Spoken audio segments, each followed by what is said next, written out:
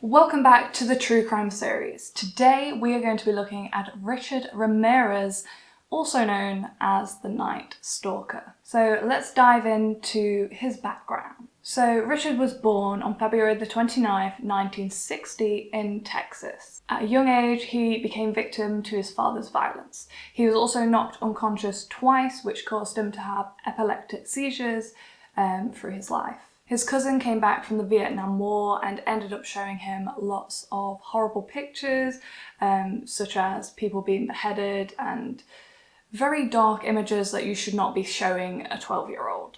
However, later on, Ramirez claims that he was aroused by these photos that his cousin had shown him. Also, when he was 13 years old, he witnessed his cousin murder his wife.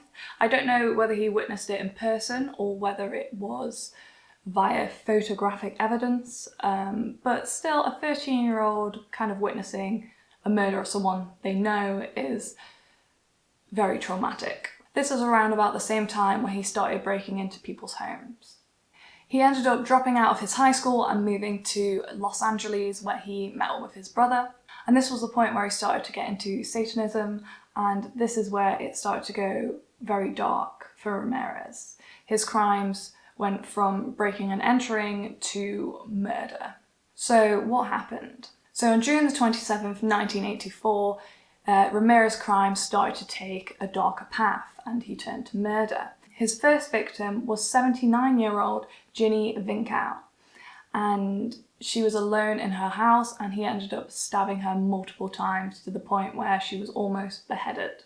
After this crime, he fell silent for 8 months, and then his murder spree started to pick up again, and he didn't stop until he was caught. He ended up killing 13 more people, but attacking a lot of others during this period.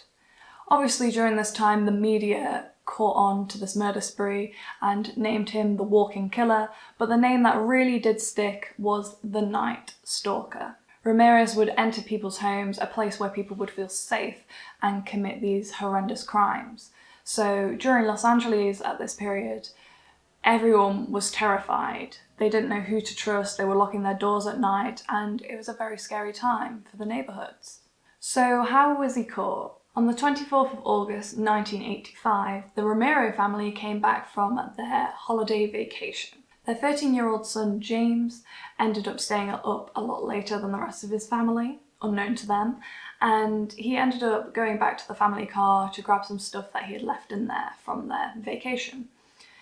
During that time, he ended up hearing footsteps in the garden, but he just kind of wrote it off as it was some sort of wild animal, maybe a raccoon. So he went back into his house. He ended up going to his garage and started working on his bike, but he ended up hearing the footsteps again, and this time he realised it was not an animal. So he ended up running into his house and looking through his window, and he saw a man walking around the house. His dad woke up and obviously was like, "What are you doing? Why are you awake?" And he told his dad what had happened, and he ended up running out the house to see the man get into a vehicle. And he remembered the number plate, which ended up being 482T, which was an orange car with a rack on the top. He also had a description of the Night Stalker, and they rang the police to say what had happened. The police ended up coming back to the house multiple times and ringing them multiple times because another murder about maybe just over a mile away happened from their house, and they believed that he had seen Richard Ramirez. So James ended up talking the police throughout the entire night and what had happened, and gave them the details such as the car number plate and the description of Richard Ramirez. On the 27th of August 1985, police ended up finding this vehicle in a parking lot.